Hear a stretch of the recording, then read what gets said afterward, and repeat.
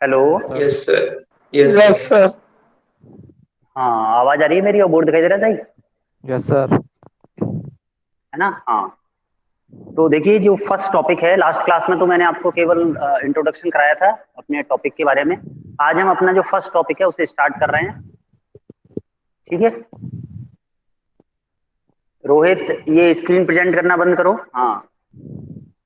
तो आप लोग अपना ना म्यूट रखिएगा अपने आप को। यदि आपको कुछ पूछना है, कुछ डाउट है, या बोर्ड सही दिखाई नहीं दे रहा, तो आप लोग अनम्यूट करके मुझे एक बार बता सकते हैं। अदरवाइज म्यूट रखिएगा, मोस्टली टाइम अपने आप को म्यूट रखिएगा। फिर क्या होता है, नहीं साउंड सही नहीं आता फिर मेरा। ठीक है। तो देखिए, जो हमारा फर्स्ट टॉपिक है, अरीय एवं अनुप्रस्थ वेग, इसको हम स्टार्ट करते हैं। तो इससे पहले मैं थोड़ा सा आपको बताता हूँ क्या स्टडी कर रहे हैं हम, और हम किस तरह से मेन टॉपिक हमारा क्या है। तो जो टू डायमेंशन मोशन होता है, समतल में कण की गति जो होती है, समतल में कण की गति का मतलब है जैसे इस बोर्ड पर कोई कण की गति हो रही हो, इस तरह से कोई कण गति कर रहा है, तो वो समतल में गति कहलाएगी, टू डायमेंशन मोशन। ठीक है ना? तो टू डायमेंशन मोशन को हमें स्टडी करना है, समतल में गति को हमें पढ़ना है। अब समतल में गति के लिए क्या है, पहले जो हम पढ़ चुके हैं प्रीवियस क्लासेस में और फिजिक्स में भी, वो हमने पढ़ा है कार्तिक निर्देशांक पद्धति, कार्टेशियन कोऑर्डिनेट सिस्टम जो होता है, कार्तिक निर्देशांक पद्धति, जिसमें एक्स कॉमा वाई से रिप्रेजेंट करते हैं किसी कोऑर्डिनेट को। तो उसके लिए हमने वेग, त्वरण, सारी चीजें ज्ञात कर रखी हैं। जैसे कि यदि कोई कण है जो कि ये एक्स वाई प्लेन में मूव कर रहा है, चल रहा है एक्स वाई प्लेन में, किसी बिंदु P से Q तक जा रहा है वो कण, तो क्या होगा कि P और Q के जो निर्देशांक है, मान के चलिए P के निर्देशांक हैं x कॉमा वाई, और Q के निर्देशांक हैं x plus delta x, y plus delta y, ये निर्देशांक है। ठीक है। तो क्या होता है कि x के कोऑर्डिनेट्स में कितना चेंज हुआ, जो पहले x था वो x प्लस डेल्टा एक्स हो गया, यानी कि डेल्टा एक्स क्या बता रहा है, कोऑर्डिनेट्स में चेंज बता रहा है। ऐसे ही डेल्टा वाई क्या बता रहा है, y कोऑर्डिनेट्स में चेंज बता रहा है। तो ये जो चेंजेस हैं, यदि हमको वेग निकालना है, तो वेग क्या होता है, विस्थापन बटे समय। अब कण P से Q तक डेल्टा टी समय में पहुंच गया, तो एक्स एक्स के अनुदिश वेग क्या होगा, तो एक्स अक्ष के अनुदिश जो वेग है, एक्स अक्ष के अनुदिश वेग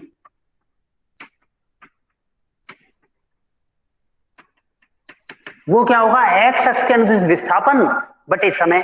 अब एक्स अक्ष के अनुदिश विस्थापन कितना है, एक्स अक्ष के अनुदिश डेल एक्स। विस्थापन की बात करें तो कण, हाँ डेल एक्स, एक्स अक्ष के अनुदिश विस्थापन कितना है, डेल एक्स, और उसमें समय कितना लगा, डेल्टा टी समय लगा। तो उसको हम क्या लिख देंगे, limit delta t tends to zero, del x over del t. ठीक है। और डिफरेंशियल कैलकुलस से हम जानते हैं ये क्या चीज है, ये है dx अपॉन dt। ये क्या है, dx अपॉन dt, ये पहले से जानते हैं हम। तो dx अपॉन dt क्या रिप्रेजेंट कर रहा है, x अक्ष के अनुदिश वेग। ऐसे ही सेम यदि हम y अक्ष के अनुदिश वेग निकालेंगे तो वो क्या आ जाएगा, dy बाई dt आ जाएगा। वेग निकालेंगे तो वो क्या आ जाएगा, dy ओवर dt आ जाएगा।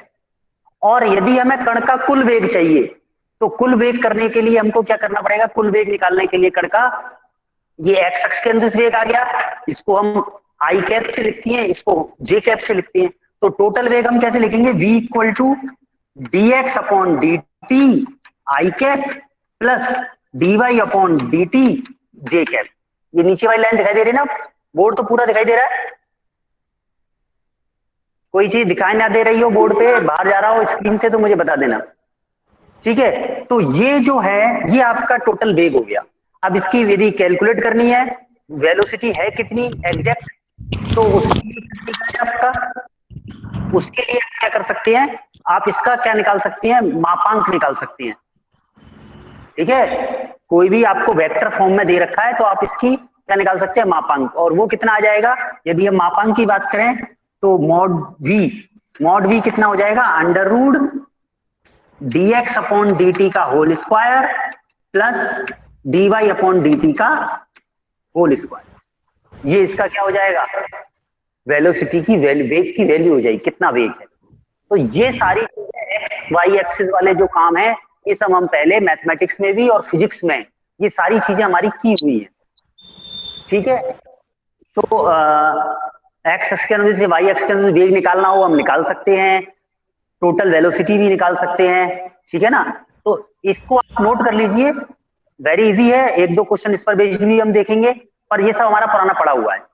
आगे जो हमें स्टडी करनी है वो हमें स्टडी करनी है कार्तिक निर्देशांक पद्धति की बजाय जो ध्रुवीय निर्देशांक पद्धति होती है, उसमें भी जब समतल में गति होगी तो वहां पे दो तरह के वेग होंगे, एक अरीय वेग और एक अनुप्रस्थ वेग। जैसे यहाँ पर एक्स एक्स और वाई एक्स के अनुदेश ये दोनों लंबवत हैं, ऐसे ही अरीय दिशा और अनुप्रस्थ दिशा एक दूसरे की क्या होती है, लंबवत होती है, अरीय दिशा और अनुप्रस्थ दिशा। ठीक है, तो ये लंबवत होती है अरीय दिशा और अनुप्रस्थ दिशा।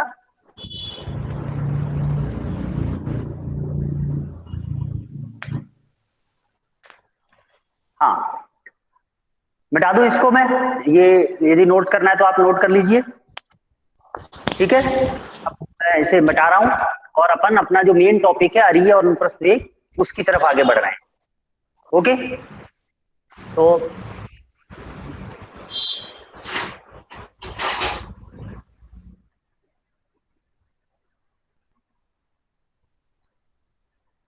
आप लोग स्क्रीनशॉट ले लिया करो, जिसको थोड़ा सा जैसे जब भी स्क्रीन से है पूरा पोर्ट भरा हुआ है तो उसका स्क्रीनशॉट ले लिया आप लोगों ने। अच्छा, अब देखिए सबसे पहले अरीय और अनुप्रस्थ दिशा क्या होती है। नितिन तुम टाइम का ध्यान रखा करो, जल्दी आया करो। हाँ, तो देखिए पोलर कोऑर्डिनेट सिस्टम में क्या होगा, ध्रुवीय निर्देशांक पद्धति में एक आपकी आधारी रेखा होती है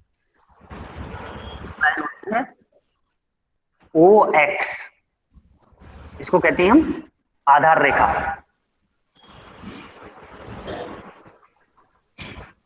अब मान के चलिए जो आपका कण है वो इसके अनुदेश ऐसे गति कर रहा है, यह बिंदु पी और निर्देशांक पद्धति में कोऑर्डिनेट्स क्या लेते हैं हम, आर थीटा लेते हैं। आर थीटा का मतलब क्या है, आर थीटा का मतलब है कि ओ से लेके पी तक की जो दूरी होगी वो आर होगी और पी ओ एक्स ये जो कोण होगा वो कोण कितना होगा, थीटा होगा। थीटा, ये ध्रुवीय निर्देशांक पद्धति हमने फर्स्ट ईयर में किया था, ये पतली सी अपनी किताब की एक यूनिट थी ना, उसमें अपन ने ये सारी चीजें देखी थी। ऐसे ही यदि ये कण पी से क्यू पर पहुंच जाता है थोड़ी देर बाद, तो क्यू पर इसके कोऑर्डिनेट क्या हो जाएंगे, आर की जगह चेंज होकर के आर प्लस डेल्टा आर हो जाएगा और थीटा की जगह क्या हो जाएगा, थीटा प्लस डेल्टा थीटा हो जाएगा। ठीक है, आ रहा है पूरा स्क्रीन पे। तो यदि मैं ओ को क्यू से मिलाऊंगा तो ओ क्यू जो डिस्टेंस होगी वो कितनी होगी, आर प्लस डेल्टा आर होगी, और जो एंगल होगा क्यू ओ एक्स ये पूरा जो एंगल होगा वो कितना होगा, थीटा प्लस डेल्टा थीटा होगा। अब यहां तक थीटा है ही, तो बाकी बचा हुआ एंगल कितना होना चाहिए, जो बाकी बचा हुआ एंगल है वो होना चाहिए डेल्टा थीटा। तो ये पूरा एंगल कितना हो गया, थीटा प्लस डेल्टा थीटा हो गया। मतलब यहां तक किसी को कोई डाउट हो तो पूछ लो। ये जो हमारे दोनों डेरिवेशन है ये इस फिगर पे ही डिपेंडेंट है, ये फिगर पूरी अच्छे से समझ में आना चाहिए, चित्र ये आरेख आपको बिल्कुल क्लियर होना चाहिए कि क्या हो रहा है क्या नहीं हो रहा है इसमें, कोई डाउट नहीं होना चाहिए। कण P से Q तक गति की है कण ने, ठीक, और P पर कण के निर्देशांक जो है वो r थीटा है। इसका अर्थ ये होता है कि O से P तक की जो दूरी है वो r है और ये जो कोण है POX वो कोण थीटा है। ऐसे ही थोड़ी देर बाद जब डेल्टा t समय के बाद जब कण Q पर पहुंच गया है, तो जब कण Q पर पहुंच गया है तो उसके निर्देशांक हो गए हैं r प्लस डेल्टा r और थीटा प्लस डेल्टा थीटा। इसका अर्थ ये है कि O से Q तक की जो दूरी है वो r प्लस डेल्टा r है और QOX जो कोण है वो कितना है, थीटा प्लस डेल्टा थीटा। ये पूरा कोण मिलाकर के थीटा प्लस डेल्टा थीटा है। ये पहले से थीटा था, इसका मतलब ये जो कोण है वो कितना होना चाहिए, डेल्टा थीटा होना चाहिए, QOP वाला कोण। सर ये तो पिछली क्लास में पढ़ाया था ना। हाँ हाँ, वही इसी के आगे अब हम चल रहे हैं। ये यहाँ तक सबको क्लियर है? अब यस देखिए, सर। अब ये दिशा क्या होती है। ये जो ओपी वाली जो लाइन है, ओपी वाली जो लाइन है, इसी की जो दिशा होती है, इसी को हम कहते हैं अरीय दिशा। ये आपकी अरीय दिशा है। और ओपी के लंबवत जो दिशा होती है, उसको हम कहते हैं अनुप्रस्थ दिशा। तो इस ओपी के लंबवत ये क्या होगी आपकी? अनुप्रस्थ दिशा होगी। इन दिशाओं में हमें क्या निकालना है? वेग निकालना है। अरीय दिशा में कण का वेग और अनुप्रस्थ दिशा में कण का वेग। ठीक है, कण तो इस तरह से गति कर रहा है, P से Q तक इस रेखा के अंदर जा रहा है, पर इसका जो कुल वेग है, उस वेग को हमें अरीय दिशा और अनुप्रस्थ दिशा में अलग अलग इसकी गणना करनी है।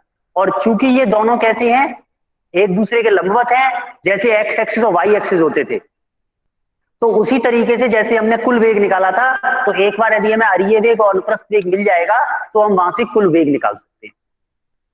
क्लियर है ये बात? केवल और केवल किस चीज का डिफरेंस है? निर्देशांक पद्धति का अंतर है। कार्तिक निर्देशांक पद्धति में एक्स कोमा वाई लिखते हैं, यहाँ पर आर थीटा लिखते हैं। तो आर थीटा लिखने से क्या अंतर आएगा, क्या होगा अरीय वेग और अनुप्रस्थ वेग, वो हमें कैलकुलेट करना है। दूसरा बात ये कि आपके मन में प्रश्न आएगा, सर जब वहां कर लेते थे तो यहाँ पे करने की क्या जरूरत है? तो जब ध्रुवीय निर्देशांक पद्धति का मैंने इंट्रोडक्शन दिया था, तो पहले बताया भी था मैंने एक बार आपको कि कुछ आकृतियां ऐसी हैं जिनकी इक्वेशन यदि हम कार्तिक निर्देशांक पद्धति में लिखते हैं, कार्टेशियन कोऑर्डिनेट सिस्टम में यदि हम इक्वेशन लिखती हैं उनकी, तो बहुत कॉम्प्लिकेटेड इक्वेशन होती है। ठीक है, जबकि ध्रुवीय निर्देशांक पद्धति में लिखते हैं तो उनकी इक्वेशन बहुत सरलता से लिखी जा सकती है, इक्वेशन बहुत आसान बनती है, छोटी बनती है, तो उसको डिफरेंशिएट करना, इंटीग्रेट करना, काम क्या हो जाता है? आसान हो जाता है। ठीक है, तो फिर उसका वेग निकालना भी क्या हो जाएगा? आसान हो जाएगा। तो वो डिपेंड करता है कि जो कण की गति हो रही है, जो कण का पथ है, वो किस तरीके का है। वो कण का, कई कण इस तरह से गति करते हैं कि उनको आप यदि कार्तिक निर्देशांक पद्धति में उनकी गति का अध्ययन करेंगे तो वो आसान काम होता है। और कई बार कण इस तरह से गति करता है कि उनको आप ध्रुवीय निर्देशांक पद्धति में उनकी गति का अध्ययन करेंगे तो वहां से आसान इक्वेशन बनेंगी। इसलिए दोनों सिस्टम को पढ़ना इंपॉर्टेंट है। ऐसा नहीं कि एक सिस्टम पढ़ के हमारा काम, तो दूसरे सिस्टम की रिक्वायरमेंट इसलिए आती है कि उससे काम आसान हो जाए। आप लोगों ने सेकेंड ईयर में मैथमेटिकल फिजिक्स पढ़ा, वहां पे आपने गोलीय निर्देशांक भी पढ़ा, बेलनीय निर्देशांक पद्धति भी पढ़ी, तो वो सब इसीलिए हैं, ये अलग अलग जो पद्धतियां हैं वो इसीलिए हैं इक्वेशन को इजी करने के लिए। अदरवाइज क्या होगा, एक ही निर्देशांक में अलग अलग को पढ़ेंगे तो कई तो ऐसे हैं कि वहां पे उनको सॉल्व करना ही आसान नहीं होगा। क्लियर है ये सारी बात यहां तक? अब देखिए, मैं आपको अरीय वेग निकालना सीखते हैं सबसे पहले हम। ठीक है, तो अरीय वेग निकालने के लिए हमें क्या चाहिएगा? अरीय दिशा में विस्थापन बटे समय। समय तो कितना लग रहा है? डेल्टा टी समय लग रहा है यहां से यहां तक जाने में। तो देखिए, अरीय वेग हम कैसे कैलकुलेट करेंगे? सबसे पहले मैं अरीय वेग का डेरिवेशन स्टार्ट करते हैं। इंग्लिश में से कहते हैं रेडियल वेलोसिटी। आप इंग्लिश की टर्मिनोलॉजी भी ध्यान रखें, अपने को नाम तो पता होना चाहिए इंग्लिश में क्या होता है, और इसको कहते हैं ट्रांसवर्स।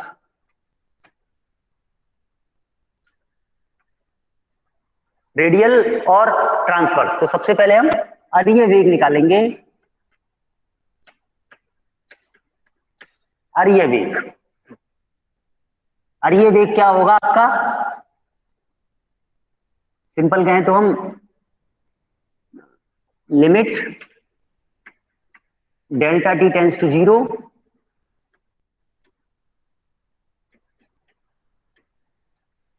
अरीय विस्थापन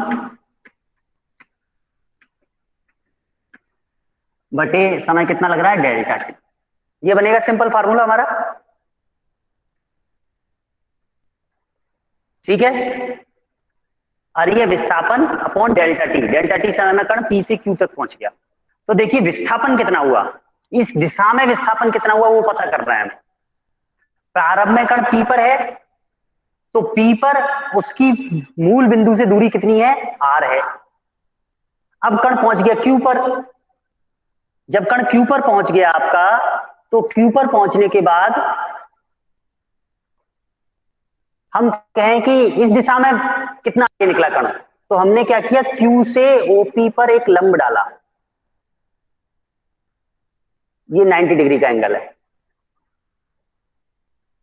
और इसको हम नाम देते हैं M। ये बिंदु क्या है, M है। तो देखिए कण पहले P पर था इस दिशा में, और जब कण Q पर पहुंचा तो हमने कहा इस दिशा में वो कितना आगे बढ़ गया, तो आपने Q से लंब डाल दिया, तो इस दिशा में वो कहां पर आ गया, M पर आ गया। यानी कि इस अरीय दिशा में उसकी प्रारंभ में जो स्थिति थी वो P पर थी और बाद में स्थिति कहां पहुंच गई, M पर पहुंच गई। तो ये जो है P से लेके M तक की डिस्टेंस, ये क्या है, इसका अरीय विस्थापन ही तो हुआ कि कण यहां पे था इस दिशा में और बाद में यहां आ गया, तो ये इसका क्या हो गया, अरीय विस्थापन हो गया। इसी तरीके से यदि मैं आपसे पूछूं अनुप्रस्थ दिशा में कितना विस्थापन हुआ, तो पहले कण यहां था और अनुप्रस्थ दिशा ये वाली दिशा है, तो इस दिशा में कितना गया कण, तो हम कहेंगे इस दिशा में कण M से लेके Q तक की दूरी तय की कण ने। तो अरीय दिशा में तो विस्थापन हुआ P से M तक और अनुप्रस्थ दिशा में विस्थापन हुआ M से लेके Q तक। इसमें यदि किसी को डाउट है, कुछ पूछना है, तो यहाँ पे पूछ लीजिए, क्योंकि पूरे डेरिवेशन का आधार यही है कि अरीय दिशा में विस्थापन हम किसको ले रहे हैं और अनुप्रस्थ दिशा में विस्थापन किसको ले रहे हैं। बाकी तो फिर आगे मैथमेटिकल ट्रिग्नोमेट्री जो है अपनी त्रिकोणमिति, उसके लिए डेरिवेशन बहुत इजी डेरिवेशन है ये। बस आपको ये समझ में आना चाहिए कि सर ने अरीय विस्थापन ये क्यों लिया P से लेके M तक और अनुप्रस्थ विस्थापन QM क्यों लिया। यहाँ पे किसी को डाउट है तो वो पूछ लोगे एक बार अभी यहीं पर। किसी को नहीं पूछना है कुछ भी, आगे चलें। Yes sir. ठीक है, समझ में आ गया। अरीय विस्थापन कौन सा है, PM, और अनुप्रस्थ विस्थापन कौन सा है, QM। अब देखिए आपका जो समकोण त्रिभुज है OMQ, ये समकोण त्रिभुज है OMQ, OMQ, क्योंकि Q से आपने लंब डाला था, ये 90 डिग्री का कोण है, तो OMQ आपका समकोण त्रिभुज बन रहा है। मैं इसको बाहर बना देता हूं अलग से।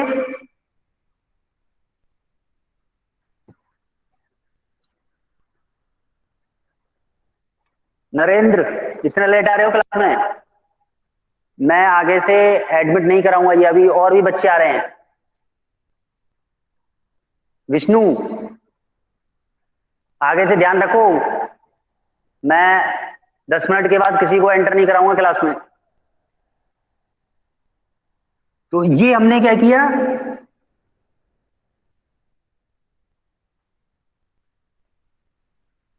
रामनिवास, टाइम का ध्यान रखो क्लास में।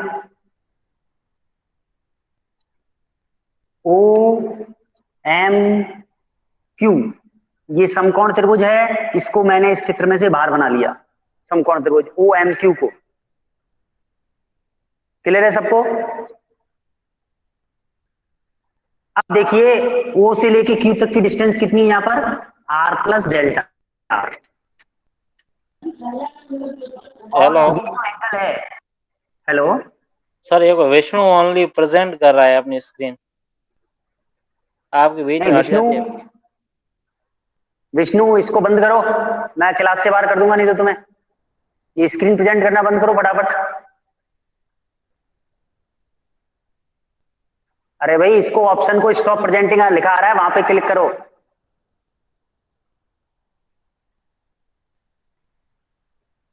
स्टॉप प्रेजेंटिंग पे क्लिक करो तब हटेगी स्क्रीन। अरे नहीं समझ में आ रहा क्या विष्णु तुम्हें। सर इसको रिमूव कर दो आप। हाँ ठीक है। ये मेरी स्क्रीन को आप पिन करके रखिए जिससे हिलेगी नहीं, वो बार बार चेंज नहीं होगी। मैं भी अपनी स्क्रीन को पिन करके रखता हूं जिससे मुझे पता नहीं चलता, तो मुझे मेरी स्क्रीन ही दिखाई देती है, बोर्ड दिखना चाहिए आप लोगों को। तो OQ जो है वो R प्लस डेल्टा R है, ठीक है। और ये जो कोण है QOM, ये चित्र में देख सकते हैं आप, QOM ये कितना है, ये डेल्टा थीटा है। ये आपका समकोण त्रिभुज बन गया है। यहां से आप सारी चीजें कैलकुलेट कर सकते हैं। अब देखिए ये तो क्या हो गया, इसका कर्ण हो गया, हाइपोटेनस कहते हैं जिसे अपन इंग्लिश में। ये इसका क्या है, आधार, क्योंकि ये कोण डेल्टा थीटा कोण लिया है, कोण के साथ वाली जो भुजा होती है वो आधार होती है, और उसके सामने वाली जो भुजा होती है वो क्या होती है, लंब होती है। तो आधार कैसे निकालते हैं हम, इसके साथ कॉस थीटा जाता है, r plus delta r cos delta theta, और लंब के लिए क्या होगा, r plus delta r sine delta theta. Clear है जी, ये समकोण त्रिभुज का रूल तो सबको मालूम है। ये कर्ण है आपका, ये कोण डेल्टा थीटा है, तो ये वाली भुजा आधार हो गई और ये वाली भुजा लंब हो गई। तो आधार के साथ तो क्या आता है, कॉस डेल्टा थीटा आ जाता है, और लंब के साथ क्या आता है, साइन डेल्टा थीटा आ जाता है। क्लियर है ये बात। इसके बाद एक चीज और देखिए, ये डेल्टा थीटा जो कोण है वो बहुत छोटा कोण है, ठीक। तो छोटे कोणों के लिए हम क्या करते हैं, कॉस डेल्टा थीटा को तो मानते हैं 1 छोटे कोणों के केस में, और साइन डेल्टा थीटा को क्या मानते हैं, डेल्टा थीटा। तो आगे डेरिवेशन में हम इसका यूज करेंगे। तो देखिए आगे, limit delta t tends to 0, और ये विस्थापन कितना है, P से लेके M तक, Pm अपॉन डेल्टा टी। और Pm को हम क्या लिख सकते हैं, Pm को हम लिख सकते हैं, Pm कैसे कैलकुलेट होगा, P से लेके M तक, वो आप लिखोगे OM माइनस OP, OM में से OP घटा देंगे तो Pm बचेगा, तो ये बन जाएगा आपका OM minus OP upon delta t. Limit delta t tends to 0, OM कितना है, OM ये इस फिगर में हमने कैलकुलेट किया है, R plus delta r cos delta theta, तो ये तो हो गया R plus delta r cos delta theta minus OP कितना है, OP है R अपॉन डेल्टा टी। आप साथ साथ लिखते चलिए, कॉपी पेन लेकर के लिखते जाएंगे साथ साथ, तो समझ में ज्यादा आएगा। साथ साथ हम डेरिवेशन को करेंगे तो हमें मैथमेटिक्स क्या है, देखने से पढ़ने से समझ में नहीं आता है, करने से समझ में आता है। और ये बिल्कुल प्रैक्टिकल पेपर है आपका, इसमें डेरिवेशन है, क्वेश्चंस हैं, यही है इसमें, और कुछ नहीं है, कोई थ्योरम वगैरह नहीं है इसमें। तो इसको आप साथ साथ करेंगे, लिखेंगे साथ साथ मेरे, तभी आपको समझ में आएगा, ठीक है।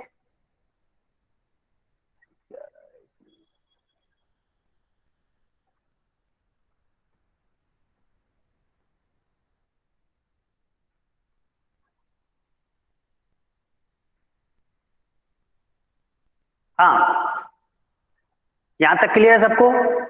अब देखिए कॉस डेल्टा थीटा, तो कॉस डेल्टा थीटा छोटे कोणों के लिए हम कॉस डेल्टा थीटा को क्या मानते हैं, 1 मानते हैं। छोटे कोणों के लिए cos delta theta equal to 1। तो यहां पर हम कॉस डेल्टा थीटा दिए क्या लिख देंगे, 1 लिख देंगे। एक बार इसे नोट कर लीजिए यहां तक, फिर मैं आगे इसको कैलकुलेट करूंगा। आगे बहुत इजी है, यहाँ पे 1 रख देंगे, जो चीज कैंसिल होती है कैंसिल हो जाएगी और लिमिट निकाल ली जाएगी। बता दीजिए मुझे, मैं नोट हो गया हो तो मिटा दूंगा। हाँ मिटा दूं क्या, सर ठीक है नीचे मैं लास्ट मिटा रहा टाइम हूँ क्या इसे। लिखी है? Yes sir. नीचे छोटे कोणों के लिए कॉस डेल्टा थीटा को क्या मानते हैं हम, 1 मानते हैं छोटे कोणों के केस में, क्योंकि डेल्टा थीटा वो छोटा कोण है। हाँ सर। ठीक है, ऊपर से मिटा रहा हूं मैं, तो जो हमारा अरीय वेग है वो क्या बन जाएगा,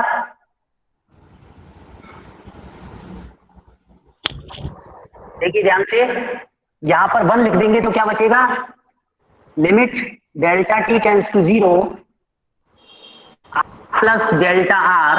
देखिए 1 से गुणा होगा तो कोई अंतर ही नहीं आएगा, तो इसको तो ये तो आर प्लस डेल्टा आर रह गया, कॉस डेल्टा टी की जगह 1 आ गया, minus r upon delta T.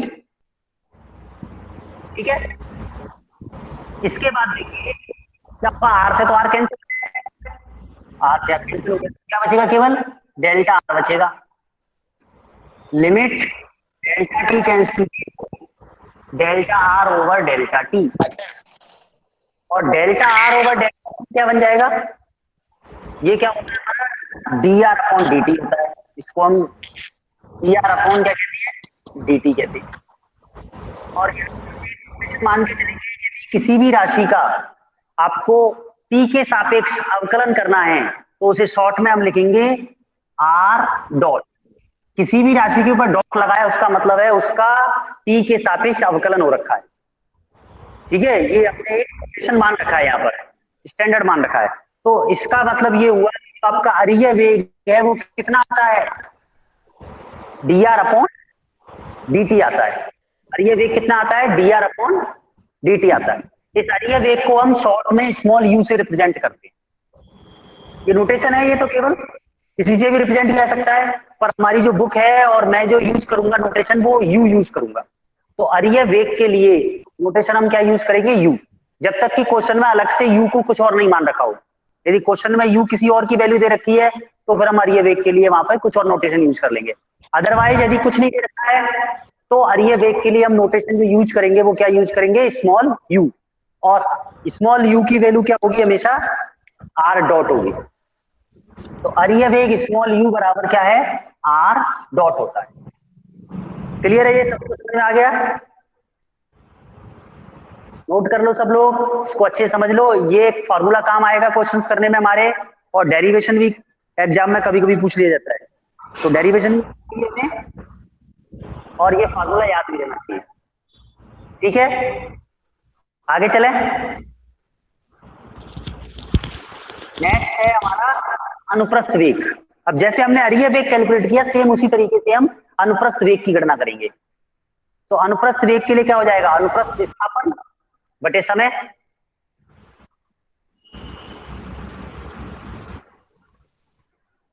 देखिए अब हम अनुप्रस्थ वेग निकालते हैं।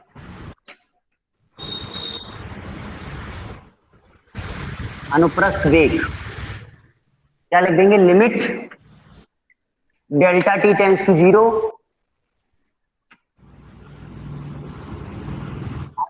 विस्थापन बटे डेल्टा टी समय। और अनुप्रस्थ विस्थापन क्या है आपका, m से लेके q तक। ये अनुप्रस्थ दिशा में विस्थापन हुआ है कण का। भाई कण p से लेके q तक गया है तो p m तो वो अरीय दिशा में गया है आगे, और फिर उसके बाद वो q m कहां पर गया है, अनुप्रस्थ दिशा में गया है आगे। जैसे हम एक्स वाई कोऑर्डिनेट सिस्टम में करते थे वैसे ही कुछ काम किया हमने। पहले कण यहां से यहां जाए, फिर यहां से यहां चला जाए, पहुंचेगा तो q पर ही। तो ये इसके दो टुकड़े हो गए इस विस्थापन, ये जो गया है p से q तक, इसको आप ऐसे लिख सकते हो, पहले p से m फिर m से q। तो ये p से m तक तो हो गया अरीय विस्थापन, और m से q तक क्या हो गया, अनुप्रस्थ विस्थापन। तो ये कितना हो जाएगा, limit delta t tends to 0, ये हो जाएगा qm अपॉन डेल्टा टी। और qm की वैल्यू कितनी है, ये ट्रिग्नोमेट्री में हमने निकाल रखी है qm की वैल्यू। तो qm की वैल्यू क्या है, qm की वैल्यू है आपकी r plus delta r sine delta theta. Direct ही है qm तो हमारे पास, तो इसकी वैल्यू पुट कर देंगे हम यहां पर। Limit delta t tends to 0 r plus delta r sine delta theta upon delta t. ठीक है, और छोटे कोणों के लिए मैंने अभी क्या बताया था, साइन डेल्टा थीटा को क्या लिखते हैं, इसको डेल्टा थीटा लिखते हैं। तो छोटे कोणों के लिए, ये किसकी आवाज आ रही है बीच में, माइक म्यूट कीजिए अपना। Sine delta theta equal to delta theta. Sine delta theta क्या है, डेल्टा थीटा है। तो यहां पर हम क्या लिख देंगे, डेल्टा थीटा की वैल्यू लिख देंगे। साइन डेल्टा थीटा क्या लिख देंगे, केवल डेल्टा थीटा लिख देंगे, और उसका फिर अंदर गुणा हो जाएगा। ठीक है, बताओ यहां तक सबको आया समझ में। Yes sir. कोई डाउट है तो वो पूछ लीजिए, आगे चलें। चलिए, तो मैं क्या करूंगा, यहां पर साइन डेल्टा थीटा की जगह डेल्टा थीटा रख दूंगा। मैं एक बार मिटा के ऊपर से लिखता हूं दोबारा।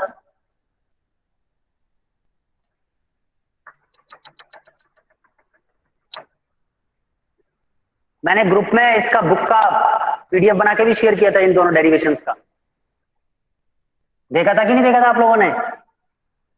Yes sir. देखा था। हाँ, ये मैंने इसीलिए मैंने कहा पहले से आपके पास है मैटर, एक बार पढ़ लीजिए, फिर क्लास में पढ़ोगे, रिवीजन हो जाएगा, अच्छे से समझ में आएगा। तो ये बन जाएगा आपका limit delta t tends to 0 r plus delta r into delta theta over delta t. और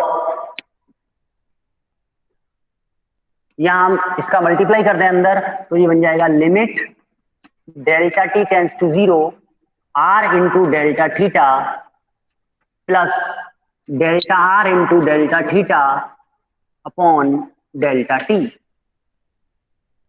अब देखिए ये जो सेकंड वाली जो टर्म है delta r into delta theta, इसकी यदि हम बात करें तो ये एक बहुत छोटी टर्म हो जाएगी। क्यों? क्योंकि डेल्टा आर अपने आप में एक छोटी वैल्यू है और डेल्टा थीटा भी एक अपने आप में छोटी वैल्यू है। जैसे 0.01 का आप 0.01 से ही मल्टीप्लाई करें, ये बहुत छोटी वैल्यू है, एक से बहुत छोटी है। तो 0.01 का यदि आप 0.01 से मल्टीप्लाई करेंगे तो मल्टीप्लाई करने के बाद वो और छोटी वैल्यू हो जाएगी, 0.01 हो जाएगी। तो ये बहुत छोटी वैल्यू है रेस्पेक्ट टू दिस, तो इसको हम नगण्य मान सकते हैं। क्या मान सकते हैं? इसको नगण्य मान सकते हैं। Delta r into delta theta को नगण्य मान लिया गया है।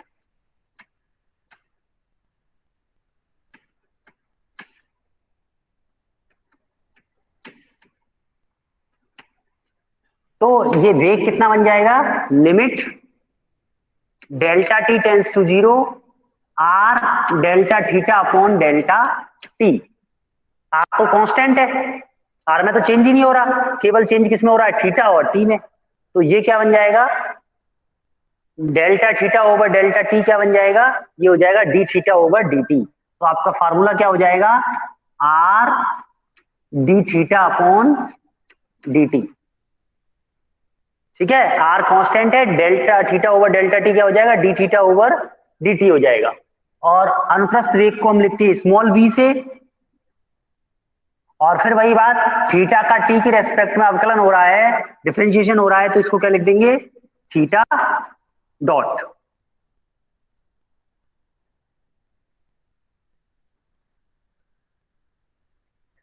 तो अनुप्रस्थ वेग क्या हो गया आपका?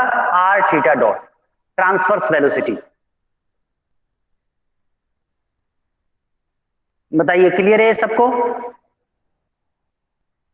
अरिय वेग जो था Yes, हमारा sir. u है ना, ये अभी मैं दोबारा u इक्वल टू क्या था हमारा? ये तो अरिय वेग था, और ये अनुप्रस्थ वेग है ना। दोनों फार्मूले आपको याद रखनी है। ये अनुप्रस्थ वेग है, ये अरिय वेग है। ठीक है, अरिय वेग आर डॉट, अनुप्रस्थ वेग आर थीटा डॉट। ठीक है, बताओ ये दोनों चीजें क्लियर है सबको? Yes sir. ठीक है, अब एक छोटा सा क्वेश्चन लिखिए, लिखिए अपनी कॉपी में क्वेश्चन लिखिए छोटा सा, कि यदि किसी कण के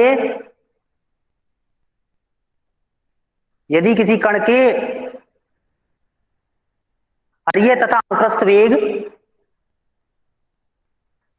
यदि किसी कण के अरिय तथा अनुप्रस्थ वेग सदैव एक दूसरे के समानुपाती हो तो कण की गति का पथ ज्ञात कीजिए।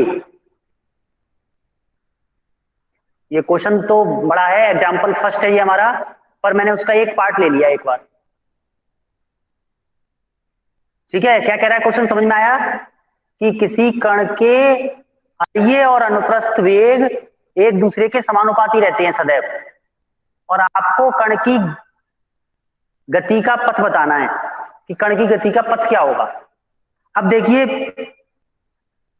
एक बात, ये कण की गति के पथ से क्या मतलब है? जब भी किसी क्वेश्चन में कण की गति का पथ पूछेगा तो उसका मतलब होता है, यदि हम कार्तिक निर्देशांक पद्धति में पढ़ रहे हैं तो उसका मतलब है एक्स और वाई में संबंध। और यदि हम अरीय निर्देशांक पद्धति में पढ़ रहे हैं तो उसका मतलब है आर और थीटा में संबंध। समझ गए? कण की गति का जो पथ है उसका मतलब है जिससे निर्देशांक पद्धति में वो आप उसकी स्टडी कर रहे हो उसके जो निर्देशांक है उनके बीच में क्या संबंध है, यानी कि आर के बदलने से थीटा कैसे बदलता है या थीटा के बदलने से आर कैसे बदलता है, ये पथ का समीकरण कहलाएगा। ऐसे ही यदि कार्तिक की बात करेंगे तो एक्स के बदलने से वाई कैसे बदलता है, वाई के बदलने से एक्स कैसे बदलता है। तो देखो मैं इसको हम फटाफट से स्टडी कर लेते हैं और कल जो हम टॉपिक पढ़ेंगे वो पढ़ेंगे अरीय और अनुप्रस्थ त्वरण। ठीक है, ऐसे मिटा रहा हूं मैं इसको भी। इसको आप फटाफट से कैलकुलेट कर सकते हैं, फार्मूले आपको पता ही है। कह रहा है वो अरीय वेग जो है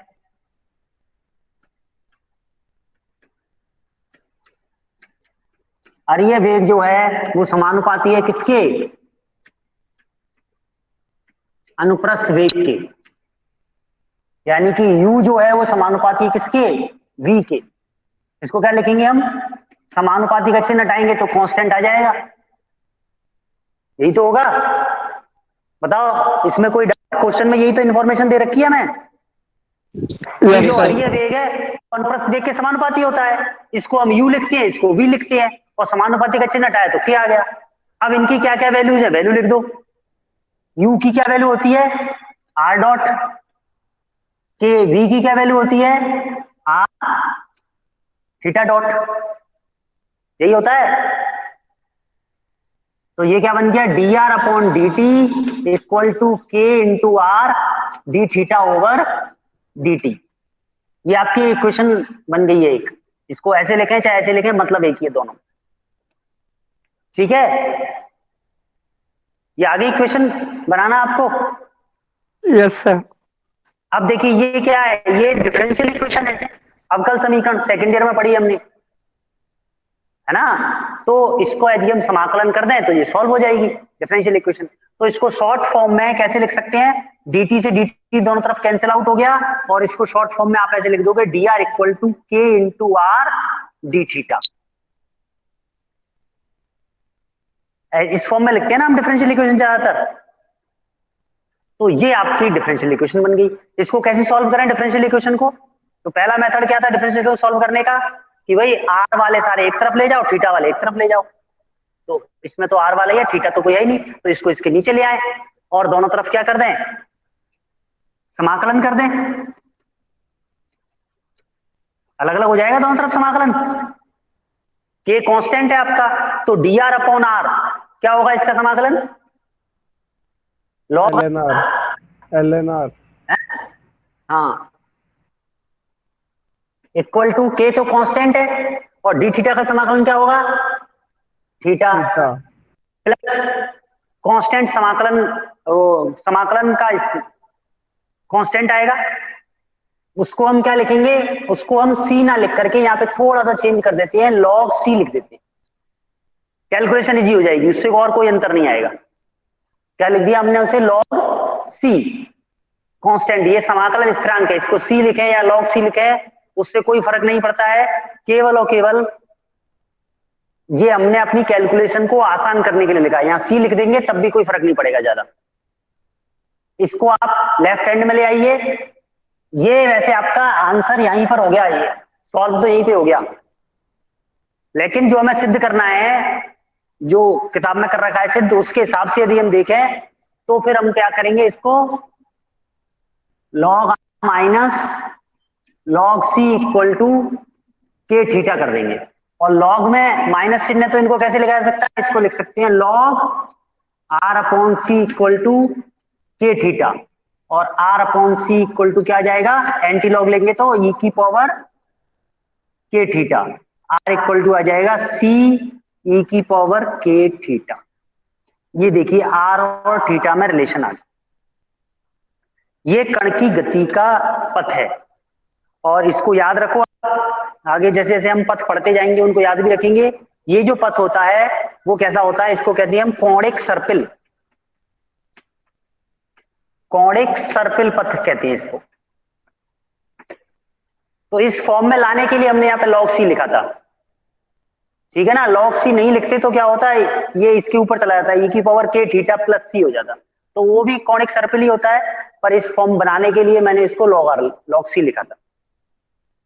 क्लियर है यहां तक? ये यस सर। एग्जाम्पल नंबर 1 का एक पार्ट है, पूरा क्वेश्चन नहीं है ये एक पार्ट है, क्योंकि हमने अभी अरीय वेग और अनुप्रस्थ वेग पढ़े हैं। तो अरीय वेग और अनुप्रस्थ वेग का आप क्या कहते हैं, इससे ये इस तरह से क्वेश्चन सॉल्व कर सकते हैं। इसके आगे इसमें अरीय त्वरण और अनुप्रस्थ त्वरण पढ़ना है हमें। तो कल जो हमारी क्लास होगी उसमें मैं आपको अरीय त्वरण और अनुप्रस्थ त्वरण का डेरिवेशन कराऊंगा कि कैसे निकालेंगे। जैसे हमने आज अरीय वेग और अनुप्रस्थ वेग का डेरिवेशन किया, इसी तरह से कल हम अरीय त्वरण और अनुप्रस्थ त्वरण का डेरिवेशन करेंगे, ठीक है। अब बताइए और कोई समस्या हो क्लास से रिलेटेड? आवाज सर सबको सही आ रही क्या थी? लिखा हुआ है सर ये है स्क्रीन में क्या लिखा हुआ है, कोणिक आगे क्या लिखा है सर? कौणिक सर्पिल। ठीक है सर। और सर ये बुक कौणिक कौन सी सर्पिल लेनी है?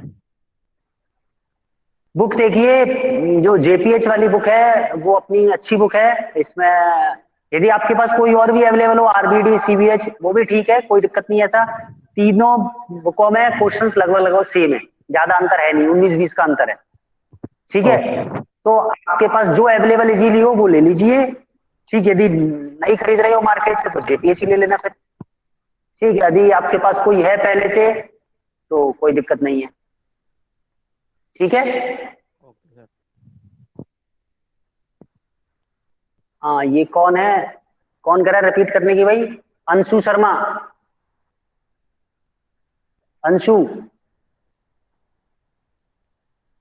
कहाँ हो?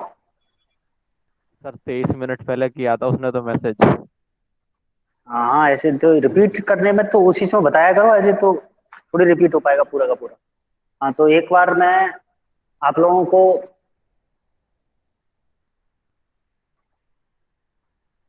ठीक है ना, एक बार आप लोगों की मैं कितने हैं, 33 स्टूडेंट हैं, ठीक है। मैं इसका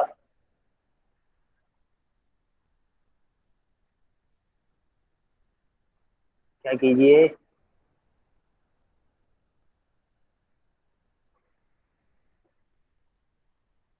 आवाज आपको सही आ रही थी मेरी?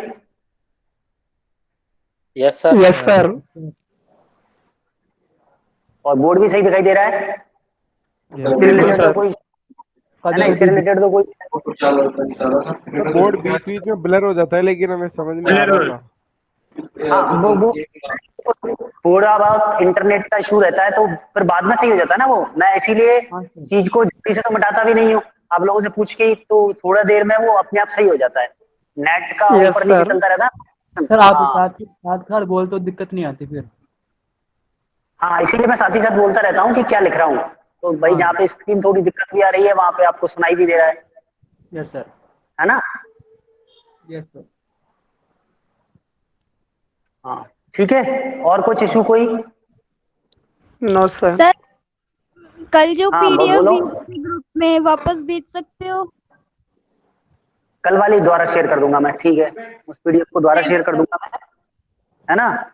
और सिलेबस भी मैं शेयर कर दूंगा, वैसे तो सिलेबस यूनिवर्सिटी की वेबसाइट पे भी है, पर मैं एक बार दोबारा शेयर कर दूंगा, सिलेबस भी दोबारा शेयर कर ओके दूंगा, सर। थैंक यू ठीक सर। है ना। हम्म। और बताइए, अभी आपकी क्लास है क्या कोई और? Yes sir. Yes sir.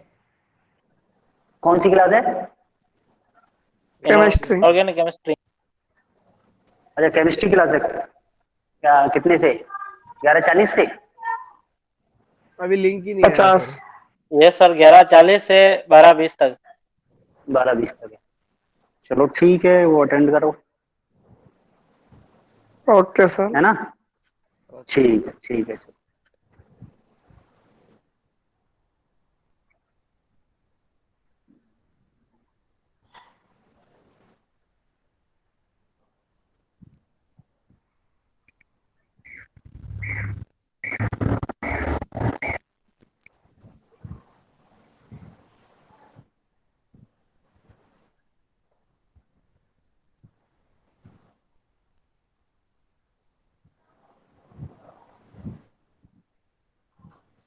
Sir आप बता सकते हो वो जो रेडियल वेलोसिटी थी उसमें ये कॉस थीटा नेगलेक्ट कैसे हुआ था? रेडियल वेलोसिटी में, हाँ रेडियल वेलोसिटी में क्या है कि जो कॉस डेल्टा थीटा था ना, हाँ तो कॉस डेल्टा थीटा को हमने वन, छोटे कोणों के लिए क्या करते हैं, कॉस डेल्टा थीटा को वन लिखते हैं, क्योंकि डेल्टा थीटा बहुत छोटा कोण है, हाँ ठीक है ना। तो कॉस डेल्टा थीटा के लिए हमने वन लिख दिया। अब वन से किसी का मल्टीप्लाई होगा तो उसमें तो कोई इफेक्ट नहीं पड़ेगा ना। ओके क्लियर थैंक है ना। ऐसे ही साइन डेल्टा थीटा को हमने क्या लिख दिया था, डेल्टा थीटा लिख दिया था छोटे डेल्टा कोणों के थीटा लिए। हाँ, तो वहां पे डेल्टा थीटा से मल्टीप्लाई हो गया, तो वो इसलिए दिखाई भी दे रहा है। वहां पे तो वो हट गया एक तरीके से, वन आ गया ना उसकी जगह। ओके सर ठीक है सर ये स्नेहा। कौन हाँ, सर और ये कोई कौन सा किसी, सब्जेक्ट है? ये मैकेनिक्स थर्ड पेपर है आपका। Third paper? हाँ, थर्ड पेपर। ठीक है। Okay sir. Okay sir. और कोई, ठीक है मैं फिर ऑफ कर रहा हूँ। Okay sir. चलिए।